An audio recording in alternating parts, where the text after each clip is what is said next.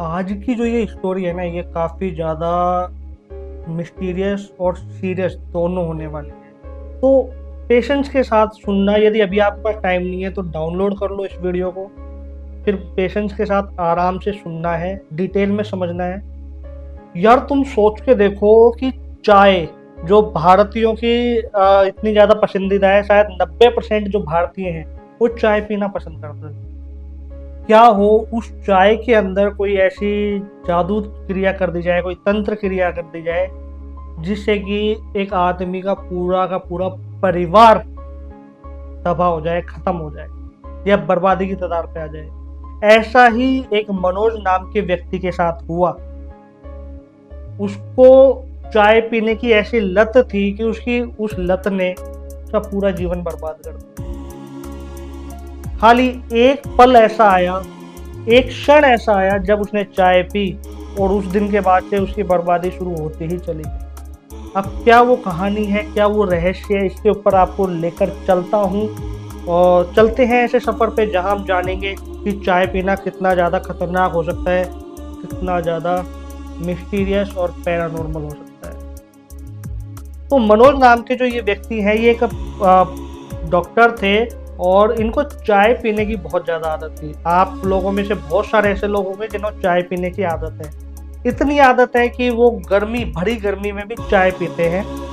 बहुत सारे ऐसे लोग हैं जो ये मानते हैं कि जब वो चाय पीते हैं तो उनकी थकान उतर जाती है, उनका जो माइंड है वो एकदम शार्प हो जाता है, फ्रेश माइंड से वो चीज़ें सोच पाते हैं, अपनी समस्या को दूर कर पाते हैं। ठीक है।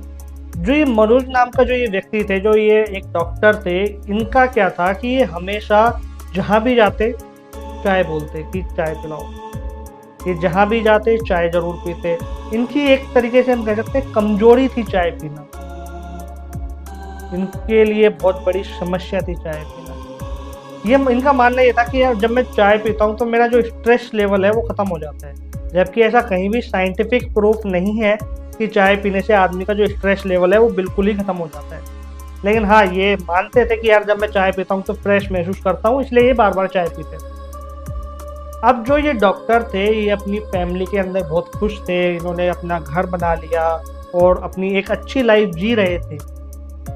फिर सडनली कुछ ऐसा होता है कि इनका जो परिवार है वो समस्याओं से घिर जाता है।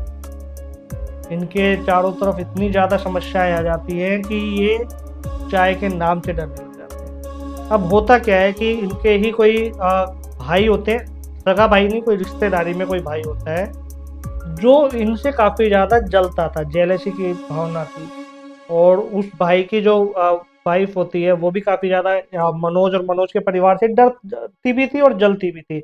यार ये इतनी तरक्की कर रहे हैं और क्या नाम है, हमारा जो परिवार है वो अभी तक वहीं का वहीं है। मनोज के जो बच्चे हैं वो अच्छी पढ़ाई कर रहे हैं और जो इसका जो कजन भाई था वो एकदम नॉर्मल लाइफ जी रहा था, एकदम नॉर्मल उसकी फैमिली थी, एकदम नॉर्मल उसका घर था। पैसे के मामले में जमीन आसमान का फर्क था, क्योंकि मनोज जो था वो एक डॉक्टर था और जो उनका जो कजन भाई था वो एक नॉर्मल पेट शॉप चलाता था। ठीक है। अब होता क्या है, होता ये है कि जो मनोज के भाई की जो बीवी होती है वो किसी बाबा जी के पास जाती थी, कोई तांत्रिक बाबा के पास। तांत्रिक बाबा के पास जाके वो कुछ उपाय करवाती थी कि हमारा जो व्यापार है वो चले।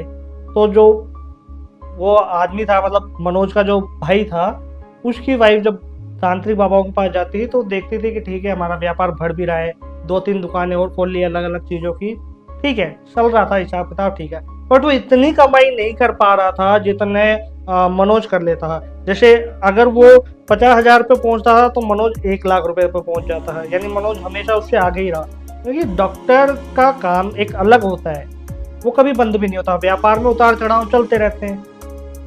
अब जो मनोज के भाई की बीवी है वो काफ़ी ज़्यादा जेलसी फील करती थी मनोज की वाइफ से, क्योंकि मनोज की वाइफ ऑब्वियसली सीधी सी बात है कि वो एक अच्छी लाइफ जी रही होगी, उसके पास गाड़ी घोड़े सब कुछ थे।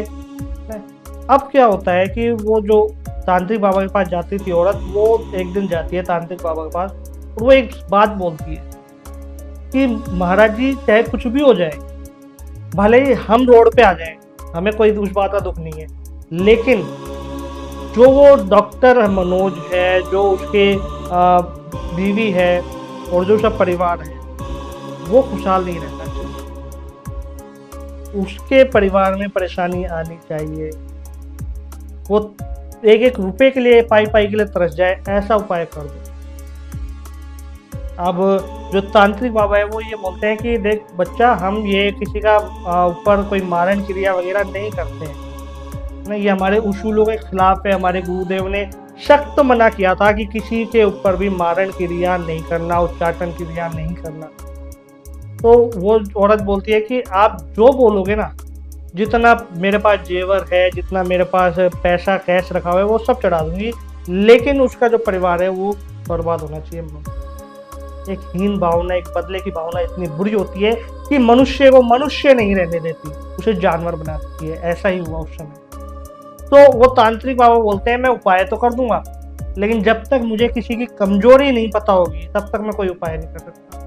तू पता कर जिसके ऊपर तू तंत्र विद्या करवाना चाह रही है उसकी कमजोरी क्या है। कोई खाने पीने की कमजोरी है, कुछ कपड़े लत्ते पहनने की कमजोरी है, कोई और कमजोरी है, कमजोरी पता कर। अब उसको तो पता था कि कमजोरी क्या है, तो सीधा बोलती है कि उसकी एक ही कमजोरी है, चाय पीना। जो मनोज है, मनोज इतनी चाय पीता है कि बहुत ज्यादा, जहां भी जाता है वो सिर्फ चाय मांगता है। तो तांत्रिक बाबा हंसने लगता है और वो बोलता है कि तेरा काम हो गया, तुझे कुछ नहीं करना, मैं तेरे को एक पुड़िया दे रहा हूँ, वो भभूत ले जा, और जैसे ही वो मनोज तुम्हारे घर पे आए दोपहर के समय उसको बुला कैसे भी करके, और अब एक गुड़ लेना और अपना जो खून होता है ना वो उस गुड़ के लगा देना हल्का सा, और लगाने के बाद उसको और इस भभूति से मिला के और चाय में डाल के उसको पिला देना। अब ऐसा ही उस औरत ने किया भी, मनोज को बुलाया है ना कि हाँ आप आ जाओ, हम बैठते हैं, बात बात करते हैं, किसी बहाने से बुला लिया। बुलाने के बाद उसको वो चाय पिला दी। जिस दिन से उस मनोज ने वो चाय पीना, उस दिन से उसकी तबीयत खराब रहने लगी। अब पता नहीं, हो सकता है कि उस भभूत में कुछ हो इसलिए उसकी तबीयत खराब रहने लगी, लेकिन वो जैसे वो चाय पी के जब घर आया 2-4 दिन में, बता रहा हूँ मैं, कि उसकी तबीयत खराब रहने लगी। उस बीच में कुछ घटनाएं घटती कि मनोज के जो बच्चे थे वो डर जाते, जो मनोज की जो वाइफ थी वो काफी डरी डरी रहती, उसको ऐसा लगता है कि कोई उसके आसपास है, कोई उसको देख रहा है, कोई उसको घूर रहा है। सभी लोग बहुत ज्यादा परेशान रहने लगे। धीरे धीरे मनोज देखता है कि पेशेंट्स भी कम आ रहे हैं। मनोज देखता है कि यार ये हो क्या रहा है, इतनी समस्याएं क्यों आ रही। लेकिन मनोज ने जो उसकी बुरी आदत थी ना उसको नहीं छोड़ा, वो चाय पीता ही रहा। वो कर्जे में डूब गया। 6 महीने साल भर में उसका जो काम है वो बिल्कुल ही बंद हो गया। पेशेंट्स उसके पास नहीं आ रहे थे, उसका जो क्लिनिक था वो भी नहीं इतना अच्छा चल रहा। पेशेंट नहीं आएंगे तो क्लिनिक कहाँ से चलेगा। और जो बच्चे थे वो काफ़ी डरे रहने लगे, बीमार रहने लगे। कुल मिला के बात ये है कि उनका जो पूरा परिवार था ना वो सारा का सारा बहुत ज़्यादा बीमार है, बहुत ज़्यादा परेशानियों में घिरा रहे। अब एक दिन क्या होता है, लगभग इन बातों को 6 महीने साल भर बीत जाते हैं, तो एक दिन क्या होता है कि मनोज जो होता है वो रात को सो रहा होता है अपने रूम में, और लगभग 1:30-2 बजे से ही उसको ऐसा ख्याल आता है कि यार बस अब मुझसे नहीं होगा। तो वो सोचता है कि क्यों ना इस लाइफ को ही मैं ख़त्म कर दूँ, क्यों ना मैं सुसाइड कर लूँ, क्यों ना अब बहुत हो गया, मैं नहीं, हार गया हूँ, थक गया हूँ। ये जब विचार उसके दिमाग में आते हैं तो रात को 2 बजे से उठता है और बाहर निकल जाता है घर से। घर से बाहर निकल के वो जा रहा था सोचता सोचता कि क्या करूं क्या करूं क्या करूं।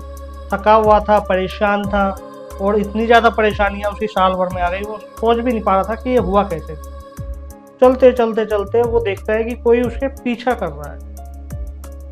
कोई आदमी है जो, अब पता नहीं आदमी है या औरत है, लेकिन जैसे जैसे वो चल रहा है कोई उसके पीछे पीछे चल रहा है। वो रुकता है, पीछे मुड़ के देखता है, कोई नहीं।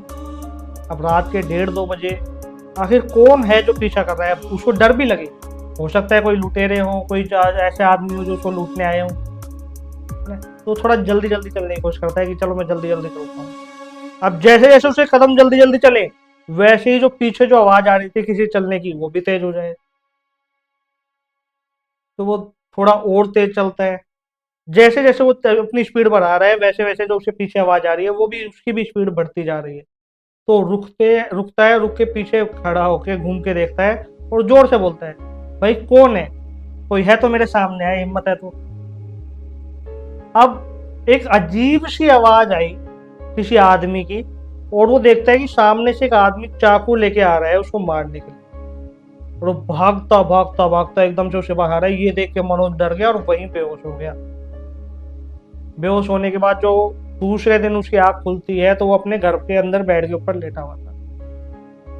अब वो उसकी जो वाइफ होती है वो बताती है कि ऐसे ऐसे सुबह तुम्हें 5-6 बजे 3-4 लोग लेकर आए घर पे, वो तुम्हें जानते थे, है ना, तो ऐसा क्या हुआ, तुम कब निकले, क्या हुआ क्या नहीं हुआ। लोगों को ये लग रहा कि भाई पी रखी है इसलिए गिर गया। तो मनोज पूरी कहानी बताता है अपनी वाइफ को कि ऐसे ऐसे मेरे साथ घटना घटी और मुझे लगा कि उस आदमी ने मुझे चाकू से मार दिया। अब जो मनोज की जो वाइफ होती है वो ये बात सुन के हैरान, और दिमाग तो वैसे ही खराब चल रहा था, इतनी समस्या साल भर से जो चल रही थी, तो वो सोचती है कि कुछ तो गड़बड़ है, कुछ ऐसा है जो नहीं होना चाहिए। उस दिन के बाद से मनोज को रोज सपने में वो आदमी दिखता है जो चाकू लेके आ रहा है उसे मारने के लिए। रोज वो सो ही नहीं पाता, उसकी नींद बहुत ज्यादा खराब हो जाती है। ये ऐसे चलते चलते इस बात को 2 महीने और बीत गए। फिर कुदरती, वो कहते हैं कि भगवान को जब किसी को बचाना होता है तो भगवान बचा ही लेता है। कुदरती कोई महाराज जी होते हैं जो भिक्षा मांगते मांगते उनके घर के गेट के पास आके खड़े हो जाते हैं और बोलते हैं भिक्षा हम दे। अब मनोज की जो वाइफ होती है वो बाहर आती है आटा वाटा लेके, और उसको देख के वो बोलते हैं कि तुम्हारे परिवार पे जो संकट है ना वो तुम्हारे किसी अपने नहीं किया है। वो संकट इतना बुरा है कि अगर उसका इलाज सही से नहीं किया तो तुम्हारे 3 महीने के अंदर अंदर पूरा परिवार बर्बाद हो जाएगा, सड़क पे आ जाओगे तुम लोग। वाइफ टेंशन में, चिंता में, वो अपने हस्बैंड को यानी मनोज को बुलाती है।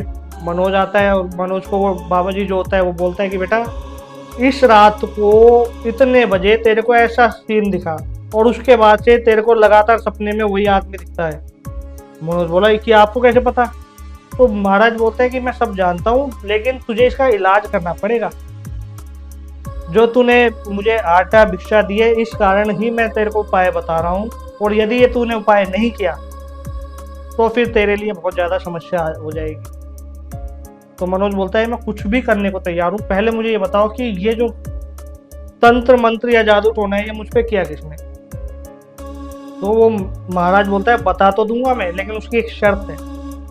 शर्त ये है कि तू उसके खिलाफ कुछ भी नहीं करेगा, ना कोई कानूनी कार्रवाई करेगा, ना उसका कोई बुरा करेगा, क्योंकि उसने जो बुरा किया है अगर तू भी उसके साथ वैसा ही करेगा तो तेरे लिए समस्या इतनी ज्यादा बढ़ जाएगी कि तू फिर उस समस्या से बाहर नहीं निकल सकता। तो मनोज बोलता है मैं कुछ नहीं करूंगा, लेकिन हाँ मेरी जो समस्या है, जो मुझे सपने दिख रहे हैं, जो मैं बर्बादी की कगार पर हूँ, उसको खत्म करो। तो महाराज जो होते हैं वो उसको पूरा विस्तार से बताते हैं कि ऐसे ऐसे इस दिन तू गया, और जो तेरी कमजोरी थी ना चाय पीने की, उस चाय की वजह से आज तेरी हालत है। उस चाय की वजह से आज तू इतनी परेशानियों से घिरा हुआ है, और इसने ये उपाय किया। अब पूरा परिवार यानी मनोज, उसकी औरत, उसके बच्चे सारे शौक, ये हुआ क्या और क्यों हुआ? क्या किसी की जलन की भावना इतनी बुरी हो सकती है कि किसी के परिवार को ही बर्बाद करने पे तुल जाए? और कोई अपना, कोई दूर का भी नहीं, कोई अपना ही, कोई रिश्तेदार। अब वो महाराज उसको कोई उपाय वगैरह बताते हैं, मनोज वो उपाय करता है, और उपाय करने के बाद धीरे धीरे स्थिति सही होने लगती है। लेकिन आज भी कहीं ना कहीं मनोज को सपने में वो आदमी दिख जाता है, क्योंकि उस महाराज ने एक बात बोली थी कि मैं केवल उसको तुझसे दूर रख सकता हूँ, उसे खत्म नहीं कर सकता। वो तंत्र तो तेरे पर रहेगा ही। और हाँ, आज के बाद जिंदगी में कभी चाय मत पीना, क्योंकि इस चाय की वजह से ही आज तेरी ये दुर्गति हुई है। अगर तू अपनी कमजोरियां दुनिया को नहीं बताता तो शायद तेरे पे जादू टोना करना इतना आसान नहीं होता, क्योंकि जादू टोना उसी पर होता है जिसकी कमजोरी आपके हाथ में हो, तभी जादू टोना हो। उस दिन का टाइम में और आज का टाइम में इन बातों को लगभग 8 से 10 साल हो गए हैं। मनोज ने चाय का नाम नहीं दिया है, लेकिन फिर भी कहीं ना कहीं उसे ऐसा लगता है कि कोई आदमी है जो उसे घूर के देख रहा है, कोई आदमी है जो उसे सपने में डरा देता है। आज भी मनोज अकेले रात में जाते हुए डरता है। तो काम दोबारा शुरू हुआ, दोबारा गाड़ी पटरी पर आई, लेकिन वो जो घटना साल 1.5 साल में उसके साथ बीती ना, वो शायद उसको ज़िंदगी भर नहीं भूल पाएगा। और वो ही नहीं, उसके साथ उसका पूरा परिवार उस घटना को कभी नहीं भूल सकता। तो ये एक कहानी थी जो हमने आपको बताई, ये हमारे ही किसी दोस्त ने हमें बताई थी और ये रियल घटना पे आधारित है। अब इसमें कितनी सच्चाई है कितनी नहीं, ये आप मुझे कमेंट में ज़रूर बताइए। और अगर ये वीडियो आपको अच्छा लगा हो तो ज़्यादा से ज़्यादा लोगों तक शेयर कर दीजिए।